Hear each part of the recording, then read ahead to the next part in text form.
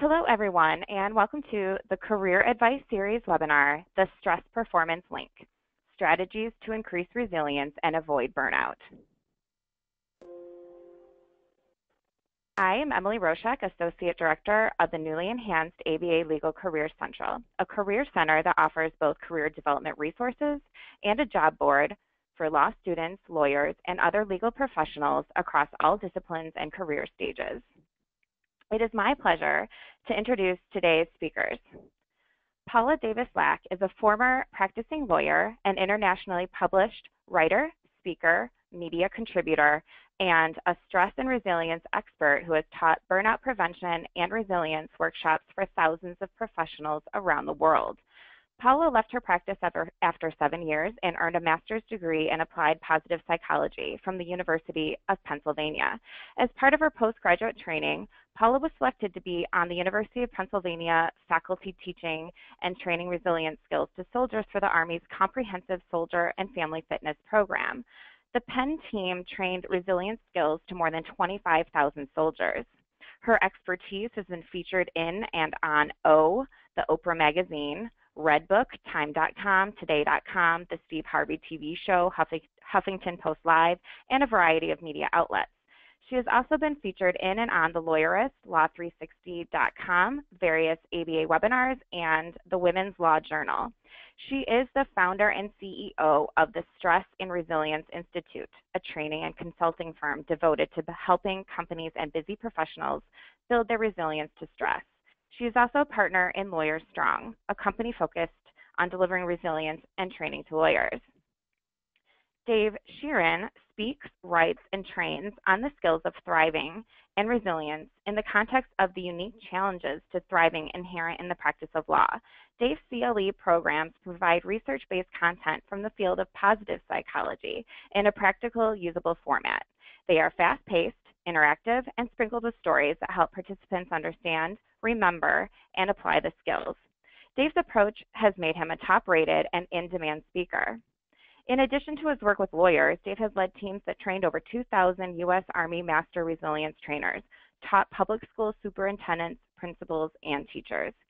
He also regularly is asked to speak to law students, including an annual session on pragmatic optimism to George Washington University 1Ls right before first semester grades are released. Dave is co-author of Smart Strengths, the Parent-Teacher-Coach Guide to Building Character, Resilience, and Relationships in Youth.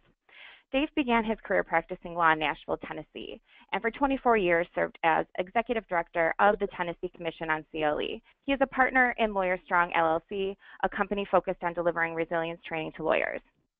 In addition to his JD from the University of Virginia, he holds a master's in applied positive psychology from the University of Pennsylvania.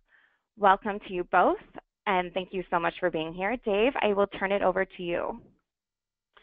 Thank you, Emily. Paula and I are both very glad to be here with you and looking forward to what we think is a very important session for not only lawyers, but really for our society due to the role that law plays in our society. Here's what we're going to do today. We're going to start out with just now an overview of what we're going to cover. The first component of that is going to be a look at why it is that lawyers are experiencing high levels of negative reactions to stress. So depression, alcoholism, burnout, anxiety, some of the components that can be negative consequences of stress rather than the positive responses to stress. And specifically look at 5 challenges that law presents to well-being that are unique in their configuration to the practice of law. Then Paula's going to take a look at one particular result that can come from poor adaptation to these challenges, and that's burnout. So we're going to look at burnout basics. And then we're going to turn to the concept of resilience, what it is and what we know about it, and to some specific strategies, what we call stress resilience on the go. Strong strategies that you can start to put into place over the next days and weeks to ensure that your response to the challenges that are out there and to the adversities that you run into on a day-to-day basis are productive. And then we will wrap up by looking at some of the things that you can do within organizations, within states to improve resilience overall, and we'll have some time for question and answers. And let me just say we do solicit questions We're happy to take them, and you've got the question box there to put them in. Please feel free to put them in as we go forward, and we will catch them either during the program or at the end to respond to whatever they may be. All right, so let's take a look first. Paula and I, as you know, have degrees in applied positive psychology, and people who study the field of positive psychology, which is basically the focus on how people succeed their best, can sometimes be criticized as being happyologists, that we're wear rose-colored glasses and only look at the sunny side and ignore all the bad stuff in life. So, you know, that's not the way life is, and this flow chart is something that I've come up with to talk about kind of how we move through life. And if you take a look at it, what you'll notice is that it begins with adversity and ends with death. So I'm hoping that we can put aside the happy, happy, happy kind of criticism here and recognize that what we're going to be dealing with in order to get more of what we want in life is the real activities that help us succeed as human beings in the face of adversities. And if you think about it, when an adversity occurs, so an adversity can be anything that impedes our progress towards a goal, that's disappointing, that's frustrating, that we perceive as an obstacle. And these kinds of events, small and large, you know, if you think about it, how many little things have happened today in the last 24 hours that have been frustrating, disappointed, gotten in the way of you achieving what you wanted to out of life? We all run into them on a fairly regular basis. And how we respond to them determines kind of what our success. One way of responding is to come down the left side of this particular flow chart, and we just pull back. So there's an instinctive response that some of us has to adversity that says, well, let me cut back. I don't want to risk too much. I don't want to put too much into this. I'm going to pull back from my goal. Maybe I can't achieve this. And when we do that, we start to lose things. We lose skills because we're not using them. We lose resources, whether that's money, whether that's opportunities, or whether that's relationships, which are very important for a relationship, and ultimately we're going to die. Alternatively to any adversity, large or small, the ones we run into every day or those that only come along more occasionally but that can really set us back, we can respond by going over to the right-hand side of the flow chart, and sometimes all that's required is just to recommit to our goals and increase our effort, and boom, we're moving forward. We're getting more of what we want. We're making progress towards those goals. But occasionally, even when we do that, we're back into running into obstacles. We're not getting there. It's not working. And then we may have to come out and go into a more thoughtful process of gathering information, reflecting on what we've done, on what's happened. We may need to develop new capacities in ourselves or revise our goals and approach, then continue our effort and get more. And even when we get more, what do? We often set a new goal, and we're back into pursuing adversity. And even if we're pretty happy with the way life is and everything's fine, life itself throws us challenges. So that's for everybody. What about for lawyers? Well, one thing that we know is that the experience that we're seeing in lawyers and in the legal community of high levels of depression and alcoholism and burnout and these types of things is not because we were broken when we decided to go to law school. It's not a matter of law school attracts broken people. In fact, research has indicated that those who choose to go to law school look a lot like those who choose to go into other forms of postgraduate work. It doesn't seem to be the case that we are broken going into it. But something happens once we get into law school. So when we get into law school, some of the earliest research that looked into this area found that depression rates start to skyrocket. So in the first year of law school, it can hit as high as 32%. By the end of law school, 40%. This was from one of the first seminal studies in this field, 1986.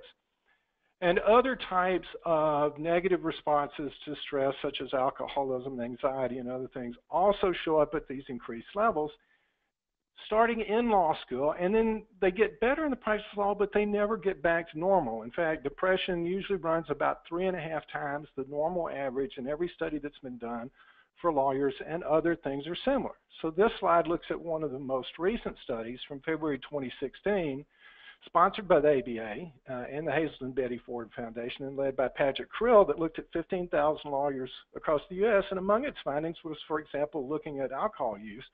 21 to 36% of the respondents were drinking at levels consistent with an alcohol use disorder. That, again, that's in that 3 to 5 time range higher than the general population. And interestingly, the highest instance was in lawyers in their first 10 years of practice. very unusual for this type of thing. And once again, indicating that the challenges that we start to run into the law school that we don't get help with adapting with when we're in law school start to stack up on us, and we're seeing that in the first years of practice. So stress is leading, in this case, rather to us growing and becoming stronger. It's leading to drug and alcohol abuse and anxiety and depression and suicide. So what can we do about this? Why is this the case, and what can we do about it? Well, the answer is that law presents at least 5 challenges that are unusual in their configuration. And these challenges are values conflicts, things that we care about and that other people care about, in fact, that societies commonly care about, are in conflict, and those conflicts tend to show up in the matters that we handle. They not only involve values conflicts, but they are high stakes. There's money or relationships or things that are important that are involved, and there's zero sum. Somebody's going to win, somebody's going to lose. Rarely are lawyers involved in situations where win-win solutions are possible. Even in the business side of law, once you get into the range at which a deal is going to work, then it becomes, all right, who gets the most out of this, and that becomes a zero-sum kind of situation. We do this within an adversarial context, and we're very skilled at adversarial relationships and interactions, but we're not skilled at knowing when to turn that off. And we have to do things that hurt other people. And finally, we've got a culture that has been built up around our adaptations to these challenges over the last several hundred years of Western legal practice, but specifically the last 75 years or so in this country. So let's take a look at these in a little bit more depth. First off, looking at values. What are we talking about here? Well, values are those things that we care about and want and that guide our decisions and guide our approach to the activities that we take in life. So Shalom Schwartz has been working in this area for a number of years, and his research, picked up by other researchers and done in countries around the world, has shown that the individual values that we hold commonly group into certain categories that you can see at the center of this slide. And those categories pull against each other. So what do I mean by that?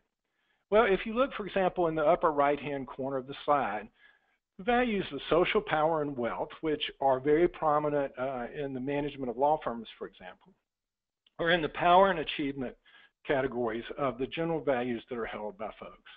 And pursuing those values requires behaviors and action that will rarely also be promoting social justice and equality in the lower left-hand corner that are part of the benevolence and universalism categories. And this is true across the board, and it's true of many of the cases that we see. So, for example, if you think about the Miranda case that resulted in the famous Miranda rights that we see in every police procedural television show, what was at stake in that case were values that were in conflict. So on one side was security for society. On the other side was self-direction and personal freedom, the right not to be overpowered by governmental action. And it wasn't that one is right and the other is wrong. It was a balance, and how do we respond to that? So this is what we see repeatedly in the challenges for lawyers. Now, in addition to values kinds of conflicts, we also have zero-sum, high-stakes situations that we deal with. So we're not baking more pies, we're cutting pies. And so things that we care about are involved, and it is typically going to be a win-lose. And what that means is that for our clients, there's a lot of emotions attached to this. They've got something involved that they really care about.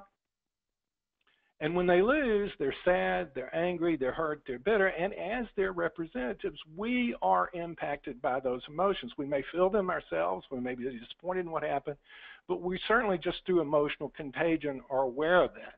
And that makes it difficult for us to build and maintain the kind of positive emotional balance that tips over into the positive emotion side for us that can make people more resilient. And what happens when our clients win? Well, again, lots at stake. They've had to go through a lawsuit. They've been involved, and it's been expensive. It's been difficult. So they're not as sad, not as angry, not as hurt, not as bitter. But it's not a positive outcome for them in many times. And again, it's been done, in something that we value. It's been in an adversarial context.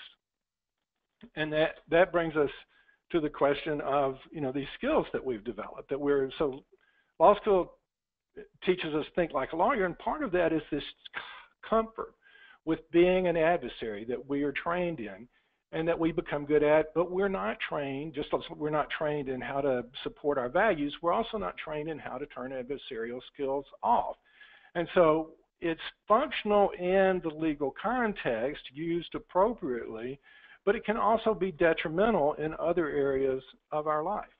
So for example, the joke is the law student that's going to law school and says, hey, wow, this is really great. Finally, I'm winning arguments with my spouse. And the spouse is going, wait a minute, why is everything an argument now? These skills, although helpful, are not always appropriate in other circumstances. So within a law firm, for example, in a partners meeting, an adversarial stance may not be the best way to move things forward, but it's the one everybody is comfortable with and often becomes the default. Finally, we have necessary evils. So we have a situation where we are required to use our skill or training to cause physical or psychological pain for another human being. This is the work of Margolitz and Malinsky that have studied this. It happens in other professions, but it's particularly common for lawyers. And when we do that, it causes stress for us also. So examples of this would be cross-examining the victim in a child sex abuse case. You're asking questions of the child on the stand in open court about sex. What about this is not painful to the child, to the lawyer, to the judge, to everybody in the courtroom? Advising employers how to lay off employees, negotiating from good enough to best within a business context. All these things can fall in this category of necessary evils. And the research shows this causes stress. This is difficult for us even when we're not aware of it. And then finally, there's the culture that's developed over the years, and what I want to especially focus on this is that it's two aspects of this culture. The first is that we tend to make decisions on the basis of money, that law firms tend to be organized with profits per partner or some version of that as the primary thing that is driving the decisions within the firm. And we know that from a well-being standpoint, this is not productive, that focusing on more and more income, especially if the trade-off is lost to other values in your life, does not produce well-being. And then finally, lawyers do have some typical personality characteristics. This is the work of Larry Richard that Paula and I work with. And though these should not necessarily make us unhappy or depressed or burn out or whatever, they are unique characteristics, and at the level that law causes us to go to them, they can start to become counterproductive. These include things like being highly skeptical, not only of facts in a lawsuit, we doubt everything. We doubt the motives and loyalty of other people. And when that's our partners or the people we work with or our family, then that's problematic from the standpoint of being resilient in the face of adversity. We also have what is known as low resilience in this, and by that what they mean is that we take everything personally. We are oriented to be responsible, and that's good, but we tend to think everything's my fault even when it's not a criticism or not, and that can make things difficult. And then finally, we suffer from low sociability. We're not oftentimes very comfortable getting on a personal level and creating new social connections. And therefore, oftentimes, when we lose one, it's a real loss and we're not able to replace it. And this, too, reduces our resilience. So this is the big context that we're working in, and that we as lawyers have the opportunity to learn to meet these challenges in a way that are productive. But when we don't do the practices that help us get there, then we run into lots of problems, one of which Paula's going to talk a little bit more about in detail, and that's looking at burnout. Thanks so much, Dave. And I want to just emphasize, too, that I always kid people when I talk about burnout that it's sort of the bum you out portion of my program, but I promise that once I get through a few of these slides, we're definitely going to be talking about what helps and what you can do to build your resilience to stress. So I always start with this slide because this is the question that I'm asked most frequently. You used to be a lawyer and now you do this, and what happened? And the simple answer is that I burned out. I burned out over the course of the last year of my law practice, and I didn't know what it was, and I didn't know what it was called. I just knew that I felt like crap for at least a year, and it took me a while to figure out, sort of what was going on. And I realized that I had missed really 3 big warning signs during this year that I think would have helped me had I had an understanding of them, help myself more quickly and go in a better direction sooner.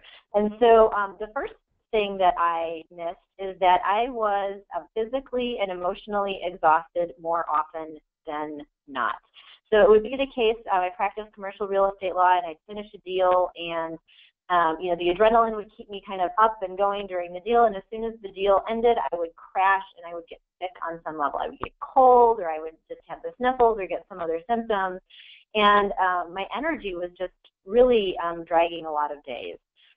The second big warning sign I missed is that I was cynical more often than not, and this is something that's very different from my typical personality. I'm not normally a cynical person, but it was everything and everyone just really started to bug me and rub me the wrong way. So I tell people how, when clients called and had questions, I was very much, ready to help them and outwardly very helpful, but internally I was sort of rolling my eyes going like, seriously, do you need my help with this? And that is not a good way to think when your job is to help people solve their very complex problems. And lastly, I was noticing that I was feeling more ineffective.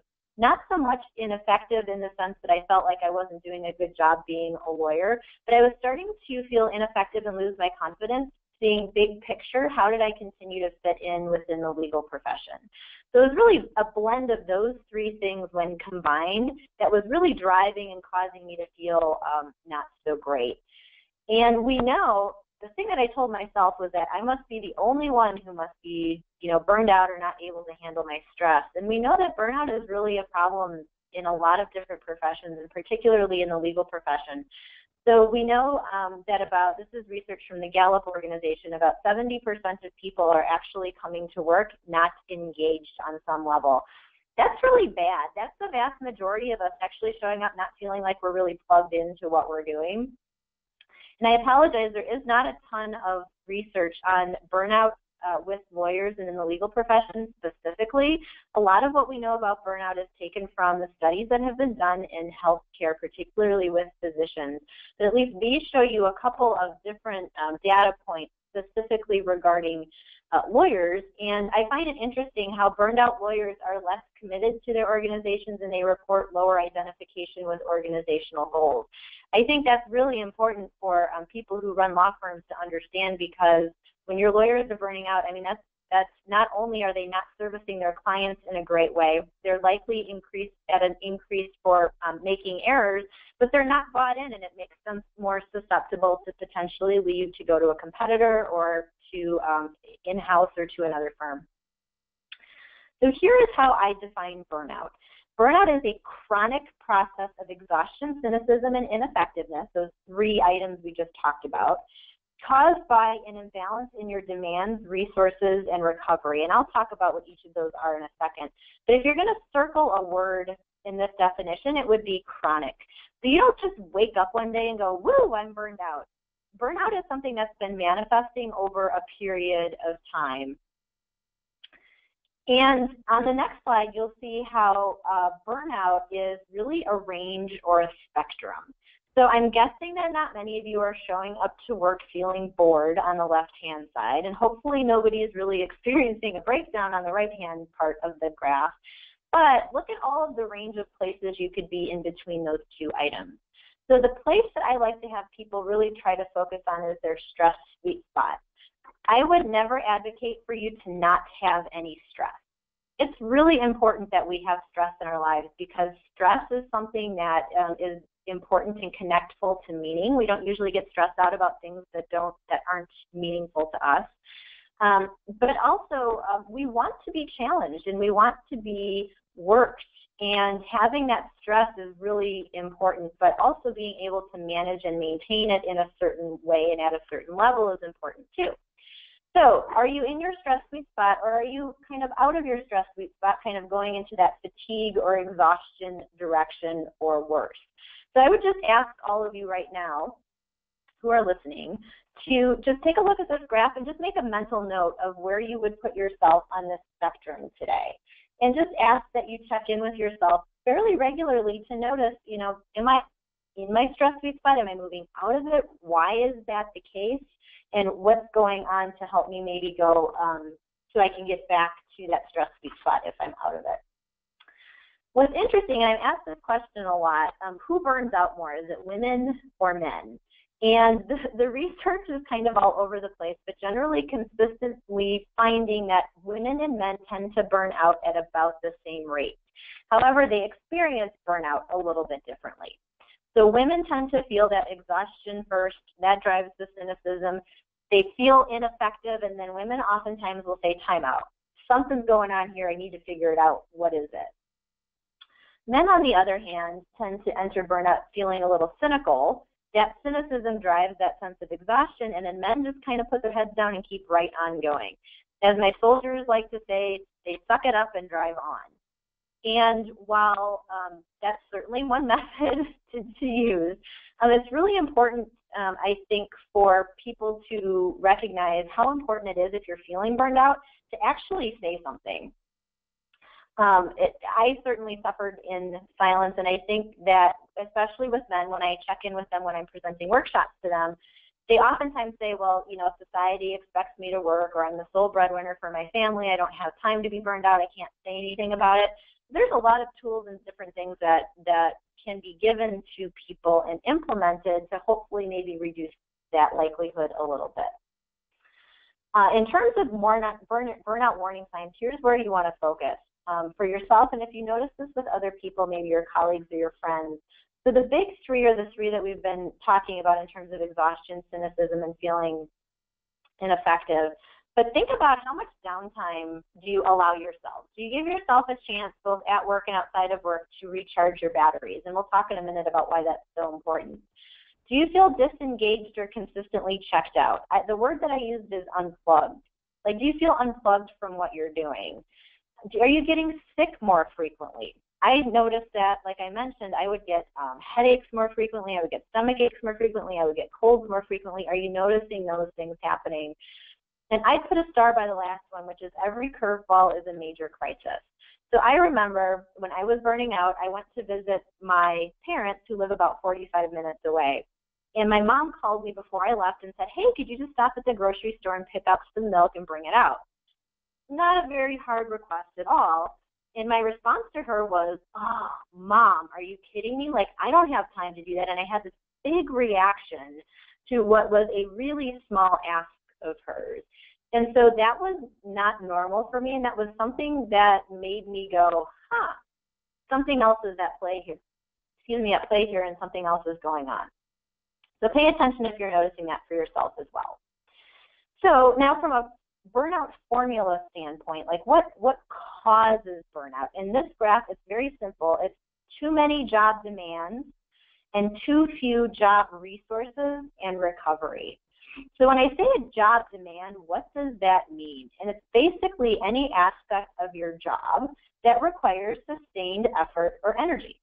So think about it. I mean, if you think about your day, what takes sustained effort and energy? And I put just a few examples up here, but you can start making a list for yourself of all of those things. Now, on the next slide, you'll see what the research shows are important job demands to pay attention to. So as lawyers, you're busy, you're going to have work pressure and high workloads. That kind of comes with the territory. But the ones in red are really, really important to pay attention to. So do you find yourself in a situation where you're unsure about something you're supposed to do, or maybe you've got like 3 partners who are giving you work to do and you're not sure who to help first and what's more important, and you have a lack of direction. Role conflict and role ambiguity, along with the unfairness and firm politics piece, there's a lot of hassles you have to deal with, a lot of closed-door meetings.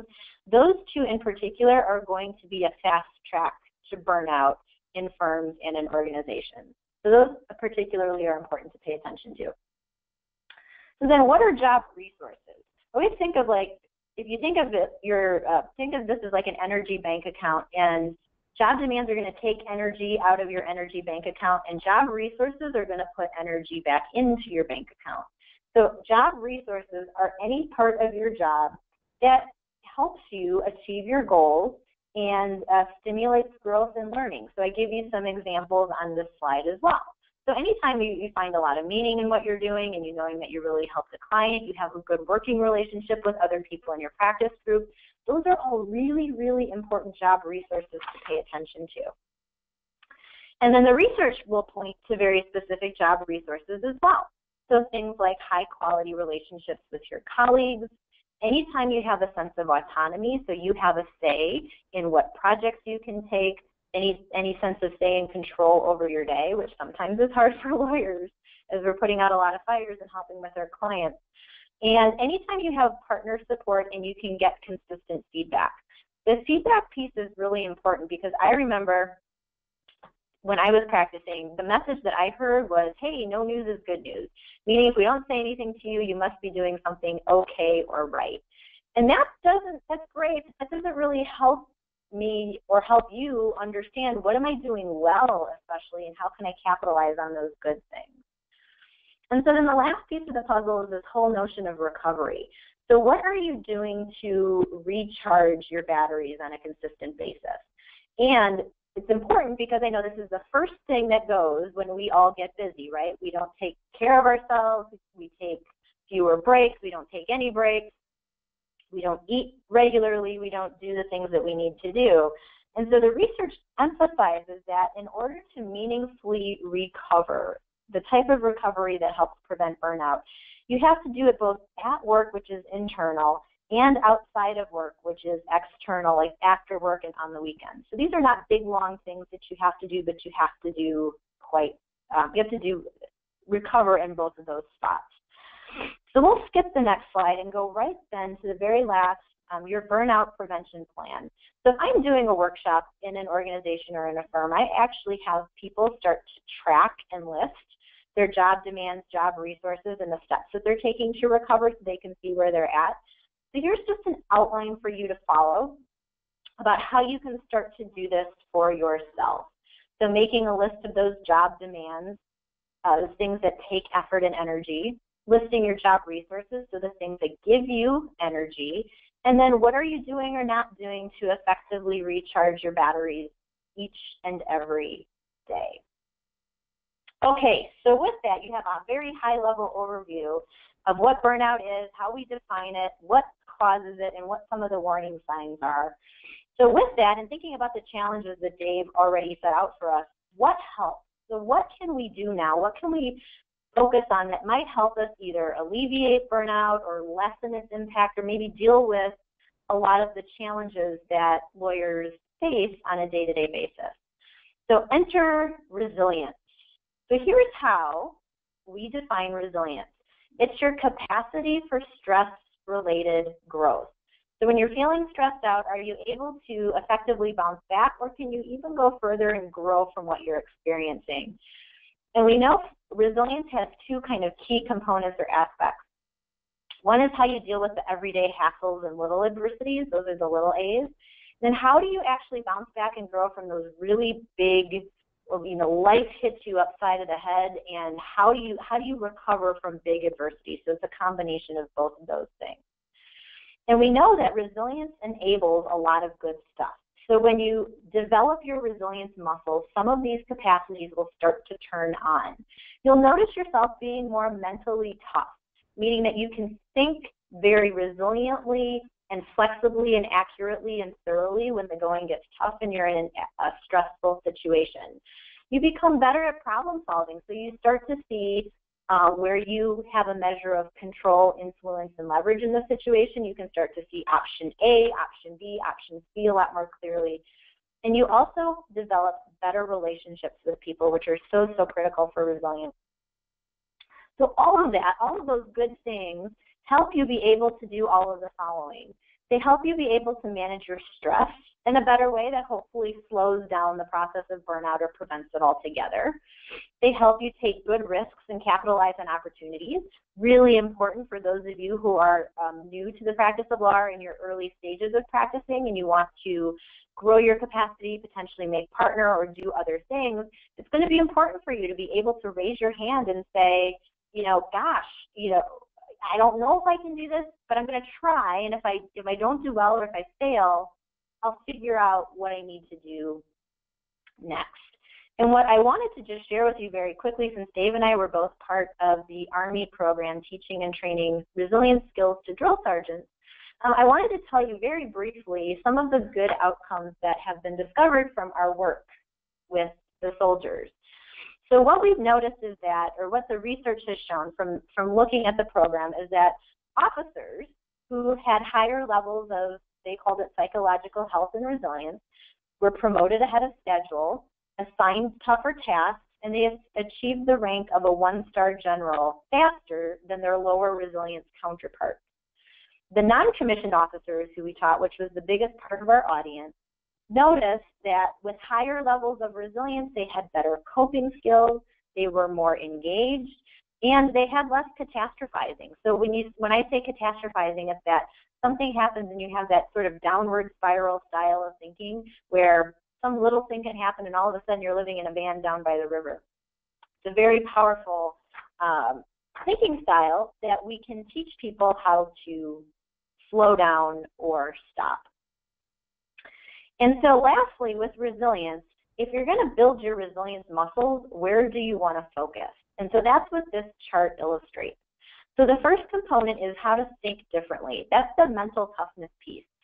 We can teach you different skills to help you think more flexibly, accurately, and thoroughly when you're under stress and pressure and adversity. The connect more piece is all about building high quality connections and relationships with other people.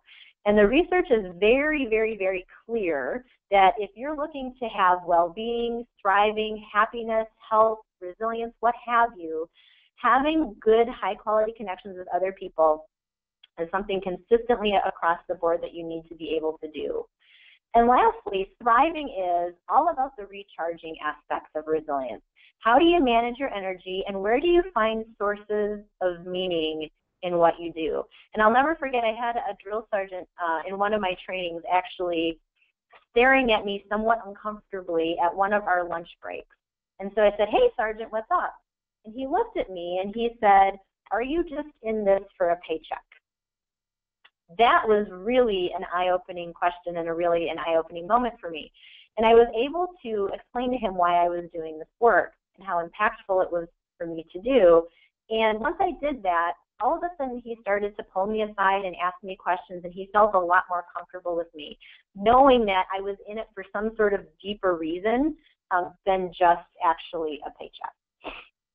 So with that, we're going to kind of finish here by giving you a number of different strategies that we can teach you really quickly and that you can start to implement right away. So this is my acronym STRONG, which stands for Stress Resilience on the Go. What we've tried to do is boil down all of these skills into really just little bite-sized pieces so we can explain them quickly and you can implement them quickly. And so the first one, find the good stuff, is something Dave is going to talk about. All right, so the thing to think about with find the good stuff is that we don't have to look for the bad. If you think about it, the bad stuff jumps at you. You remember it. It stands out. It's what we tend to ruminate on. And this is a very common pattern for human beings. It's called the negativity bias. We seem to be hardwired to notice what's wrong, to notice threats, to think that those things are important, to give them weight and meaning in our life, and we seem to be less wired to notice the good stuff. In fact, we can let it slide by without paying much attention to it. So the exercise that has been developed, and this is one of the first positive psychology interventions that was ever tested, and it was found to be extraordinarily beneficial, is called, we call it Find the Good Stuff. It goes by different names, and it basically just involves thinking about what went right during your day. So think right now, in the last 24 hours, what's something good that's happened, something that's gone right in your day? And oftentimes when we ask folks to do this, they go, I'm going to have to think about that. That's not easy, because we're not in the practice of doing that. And I think even for lawyers this is maybe even more important, because we are really trained to look for problems and to look for risk and to look for adversity when other people wouldn't see anything. That's part of what we do. And so it's kind of wired a little more strongly in us. And one way to fight this is to practice noticing what goes right. So the way to do this is from 3 to 5 times a week, take 5 to 10 minutes. So pick a time. In the original research that's done, they asked people to do this at night right before they went to bed. Some people find that leaving work at the end of the day. So Paula talked about recovery as a part of being able to avoid burnout. Some people found if I stop at the end of work and think about what's gone right in my day so far, and in my evening last night, they did the 24 hours back over that thing. It helped them let go of work and go home in a situation where they could recover better. And just write down 3 things that had gone well that day. But then in addition to just writing down the thing that went well, write down a reflection, a word of comment about that thing. What was good about it? What did I have to do about it? Why did this hit me so much? How can I have more of this in my life in the future? Comment whatever question like that seems to be most appropriate to you, and let your mind just settle on that for a bit. You can also do this in groups. So I don't know how many times at this point in time I have explained this particular activity to lawyers and to other groups, but I think about the times I've done it to lawyers. And over the course of my years speaking about this, I've had people come back to programs for the second or third time to come hear me speak on some other topic or even a repeat of the same program. And many times they will tell me, you know that thing you talked about, find the good stuff. You know, I do that. In fact, I do that with my spouse at night, and we've been doing it for a year, and it has just really made a difference for me. That has mattered. And the beauty of it is it can be explained so quickly. This is not just, somebody's good idea. This intervention has actually been researched numerous times. The first was by Martin Seligman and colleagues that came out in 2005. And the benefits doing this include things like better sleep. People say their relationships start to improve, their satisfaction goes up, with life goes up, and in relation to what we talk about in terms of depression that lawyers face, it has a significant positive effect on depression. In fact, I've heard Marty Seligman say that the impact on depression in the study that he did was as good as if they had prescribed psychoactive drugs, so Effexor or Proax, something like that, Prozac, to the participants, and they worked, which they only do about 65% of the time. So an extremely simple but extremely powerful activity. Yeah, and I just wanted to add something to what Dave is saying there. I just anecdotally, I've had so many people come up to me or send me emails talking about how like they've had trouble sleeping for like years and having issues, and just doing this simple activity is causing them to be able to either fall asleep quicker or don't wake up as much in the middle of the night. So for me, what I tend to hear more is the better sleep and the better relationship. Because one other spot that I think is really good to do this activity is during transition times. So a lot of people will say, on my commute home, I like to think about a few good things that happen during the day. And they notice that when they get home, they don't snap at their kids as much. They don't snap at their spouse or partner as quickly because the positive emotions that have been generated are really helping them out with that. So I call it low-hanging fruit. It doesn't take much time, and 5 or 10 minutes a day to get some of these benefits, I think, is pretty minimal. The next strong strategy that I wanted to talk about was just simply changing your password, which sounds kind of odd potentially and interesting, but it's really a form of a priming technique. So it's getting your brain kind of subconsciously to go in the direction that you want it to go in. This is limited only by your imagination. So you could think of maybe a positive emotion that you want to have more of. Make that your password. Maybe you have a specific goal like losing 10 pounds or vacationing in Hawaii. Make that into a password. Maybe you're about ready to be up for partnership, and that's something that's really important to you. And so making a make partner or something like that phrase be your password. We type our passwords in so much during the day that it really is something that can easily activate your brain to start going in the direction that you want it to go in. I had one client tell me that her password was, she changed to appreciate Kelly.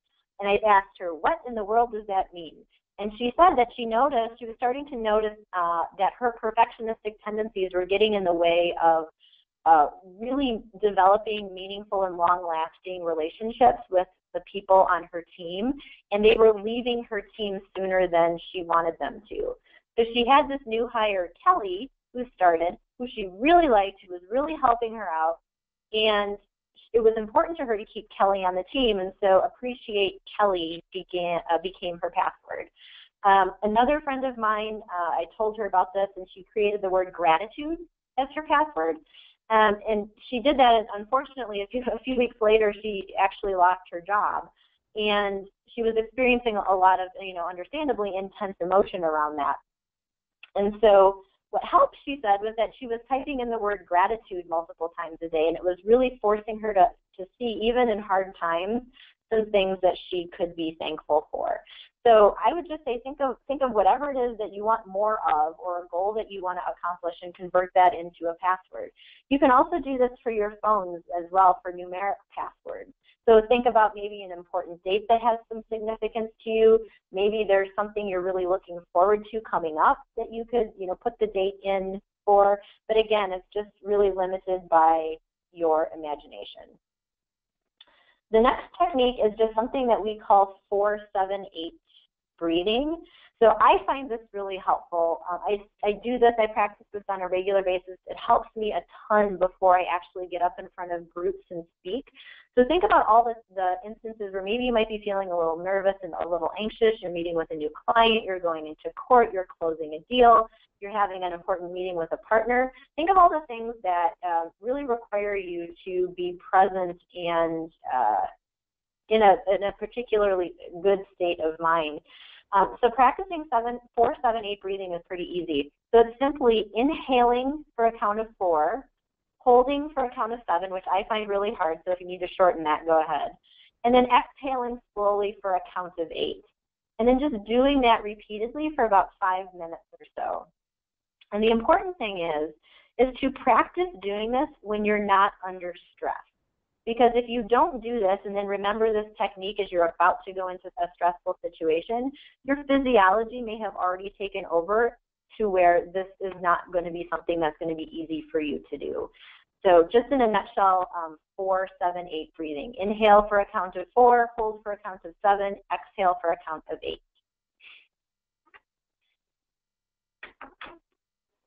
And tying on to that particular skill, another skill that we talk about, it goes by the acronym of STOP.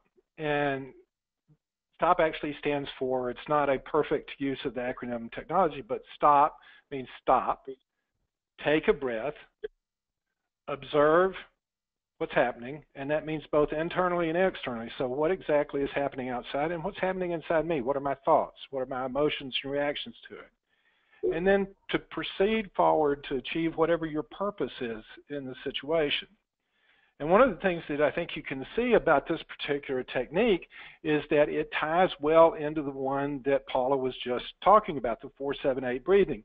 If you're practicing some form of rhythmic breathing, some form of, for example, a body scan technique where you're aware of the tension that's in your body on a regular basis, in times when you're not under particular stress and pressure, then when something happens that grabs you and you know you're starting to react and you want to be able to be more conscious and in the moment, the stop technique becomes especially powerful because you have already built up the circuits in your brain that allow you to do that. So many of the things that we're dealing with here, when we talked about find the good stuff or changing your password or breathing deeply, you'll see there is a repetitive component to it.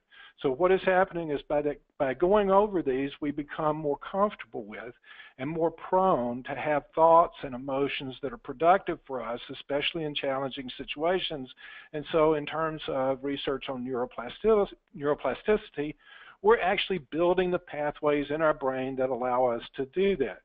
And stop then becomes a very powerful in-the-moment technique when something grabs you to be able to apply these so that you go forward. And when you get to the purpose, you look, what are my values here? What am I really trying to achieve? What is it that matters to me? And let me focus on that in this moment. And think about the number of times in our lives. Let's think about raising children. That we do something with our children and we realize, man, we were reacting to the short term, to the immediate, not to where we really wanted to help them grow. If I just stopped for a moment and thought about it, I might have approached that differently. Same thing true with supervising employees or dealing with clients. How many times do we look back and say, if I just stopped and thought about it, there was a bigger purpose I wanted to be proceeding and I could have gotten there. Practicing this on a regular basis increases the chances that we're going to achieve that in the moment when it counts, and that's really building resilience over time. Now, let's look at the next slide where we're going to think about when you get to that point, what's my purpose and how am I going to proceed? Many times the things that grab us, the moments when we're caught, are when we think, I don't know what to do. There's nothing I can do. I don't know how to deal with this. One of the things that we can teach ourselves when we're in situations, and especially when we're having these kind of thoughts on a larger basis, a more frequent basis, this goes back to some of the inefficacy portion of burnout that Paula was talking about. It's easy for lawyers, especially, to think there's nothing I can do. I don't have any control. I can't fix this. And there are times in our lives and situations where we cannot immediately look and say, I do this, it gets better. I do this, I get what I want. But that's not the end of the situation. What effective people do is ask themselves, where in this situation? Do I have some control? Do I have some influence?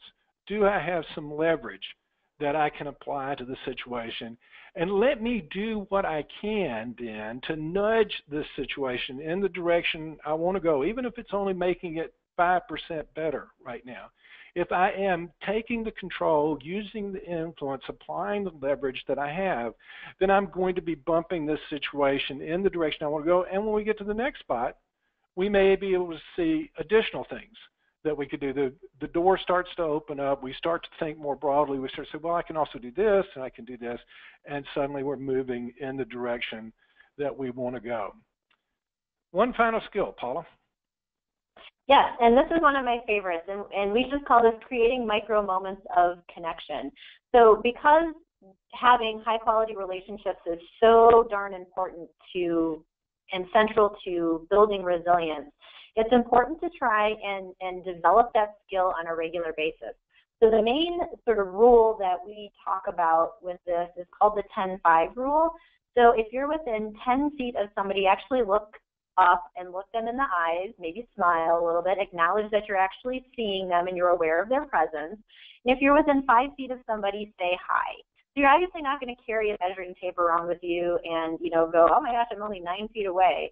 But it's just an activity to boost your self-awareness, because so many of us walk around with our heads in our devices and we don't even see the people who are really kind of coming into our space, some of whom could be really important people that we want to connect with. Also, micro moments of connection can just be, again, tapping into that self-awareness to say something nice to a complete stranger who you're standing next to in the Starbucks line. I was rushing to a meeting the other day and I was kind of stressed out about it. Then I was in the elevator at the building I was going to, and I was in there with another woman, and she just looked down and she's like, I love your shoes. So just something really simple like that, it put a smile on my face. We had a quick little chit chat about where I got the shoes, and I left just sort of feeling a little bit better, a little bit less stressed. So thinking about how maybe we can put down the devices a little bit more frequently here and there, and simply manifest or create small micro moments of connection is going to be really important. And Paula, one of our participants noted that one approach is to go through the office and say, happy whatever day it is to folks, and that they saw that have an impact on the staff. There are lots of ways to do this. You can find the ones that are genuine to you. And one of the things is, people in the most mundane kind of circumstances, some have the ability to do this. The thing that strikes me, I notice when I'm checking out of some place, going through a fast food restaurant or whatever, there are occasionally folks who just are able to make a comment, say something, say if it's nothing but have a good day in a genuine sort of way that really boosts me up. And I really started noticing this when I started doing the Find the Good Stuff exercise. It would be one of the things that would show up at the end of the day. And it's led me to try to develop that capacity in myself also. That's great, Dave. I agree with that. It's again, we call them micro moments. So just, lower the bar. we're talking about small things that you can start to do to build these connections. And lastly, we just want to talk a little bit about how you can add this to your organization or to your law firm. And here's just a list of some ideas that we came up with. But, having resilience coaching for transition points. So it doesn't have to be that anything bad's going on. Maybe you just got married. Maybe you just had a baby. Maybe you just made partner. Something that's happened that is maybe a little bit of a stressful transition point for you. Would resilience coaching be helpful? Training and workshops and train the trainer programs are all important. Just talking about stress. Being able to have those couple of people that you plunk down in their office and say, oh my gosh, this just happened on this real estate deal. I've never done this before. I've never seen this before. It didn't go well. Can you give me some advice? Just normalizing the fact that everybody is going through a lot of stress and that this is a stressful profession, I think really helps to make resilience a little bit more achievable. And then anything, just talking about, instructional videos. We've got lots of skills that we teach, actually putting those, online for people to access. And then hosting programming that includes clients. So I've actually done this on a couple of occasions where I've had the firm sponsor an event that they opened up to clients.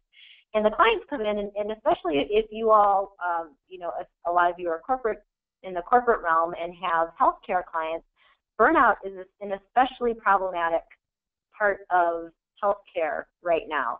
So being able to look at these topics and think about, as an attorney, what are some ways that I can connect with my clients and say to them, I'm understanding the full scope of issues that you're going with, and it might be beyond just pure legal work. So these are just some ideas for you to think about. And Paula, I wanted to say with regard to that, too, the ABA did not choose to put this program through all the steps involved, but in recent years, many MCLE programs, this is a field that I dealt with for 24 years, have changed their rules so that the type of training that we're talking about here and the type of program we're doing today gets some or even all CLE credit within states. So you'd want to look into that in your environment if mandatory CLE is a part of it, because it may well be possible to do this training in that. We also wanted to take questions at this, and I know that one we've got here is, how do you deal with bullies and people who are purposely trying to stress you out? How to avoid such triggers and lay off of positivity in our lives? And I just take a quick shot at that. There are multiple aspects of that. In some cases, it's possible to simply detach from those folks. So Kim Wright, who's written for the ABA, her Lawyers as a Peacemaker book is one of them, tells the story about when she was practicing family law.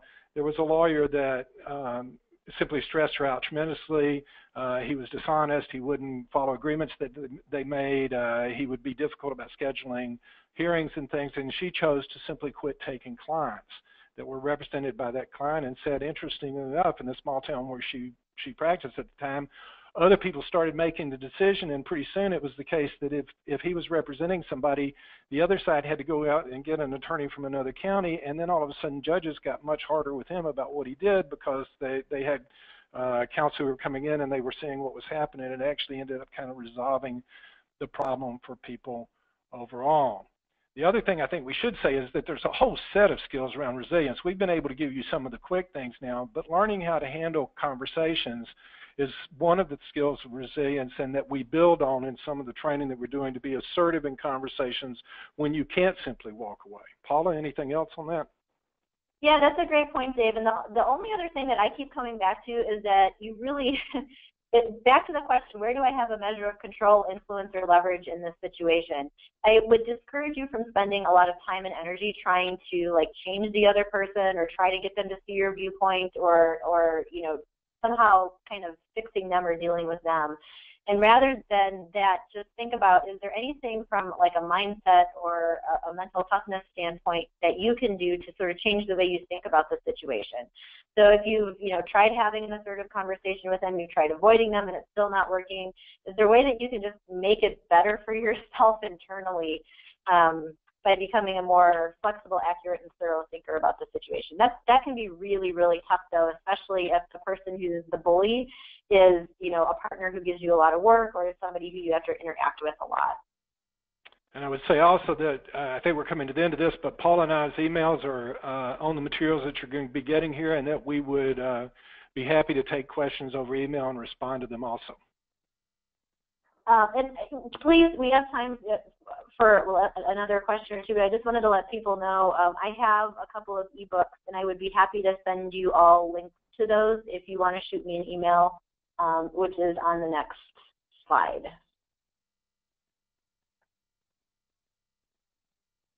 Next two slides there.